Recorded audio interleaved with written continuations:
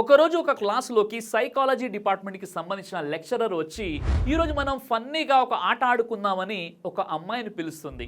ఆ అమ్మాయికి 6 నెలల కొడుకున్నాడు. నీ లైఫ్లో నీకు ఇష్టమైన 30 పేర్లు బోర్డు మీద రాయమని ఆ లెక్చరర్ అమ్మాయితో అంటుంది. ఆ అమ్మాయి తన కుటుంబం సభ్యుల పేర్లు, భర్త ఇంకా స్నేహితులు వీళ్ళందరి పేర్లు కూడా బోర్డు మీద రాస్తుంది.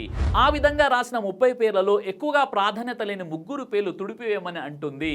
ఆమె బోర్డు మీద ఉన్న 3 స్నేహితుల పేర్లు చెరిపివేస్తుంది.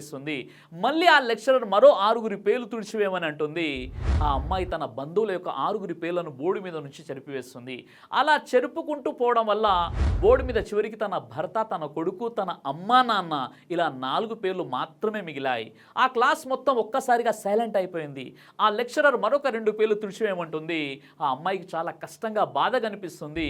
అయినప్పటికీ తన అమ్మా నాన్న పేర్లు చెరిపివేస్తుంది. చివరికి తన భర్త, తన కొడుకు పేరు మాత్రమే అక్కడ ఉంటుంది. ఆ లెక్చరర్ మిగిలిన రెండిట్లో ఒక పేరు తుడిచివేయమంటుంది. ఆ అమ్మాయి కళ్ళలో నీళ్ళు వచ్చేస్తాయి. బాధపడుతూ తన కొడుకు పేరు చెరిపివేస్తుంది.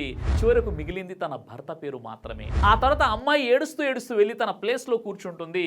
తర్వాత లెక్చరర్ ఆ అమ్మాయిని అడుగుతుంది, నీకు జన్మనిచ్చిన మీ అమ్మా నాన్నలను కాదని, కన్నా నీ కొడుకుని కూడా కాదని, నీ భర్త పేరును మాత్రమే బోర్డు మీద ఎందుకు ఉంచావని అడుగుతుంది. అప్పుడు ఆ అమ్మాయి ఏమంటుందో తెలుసా?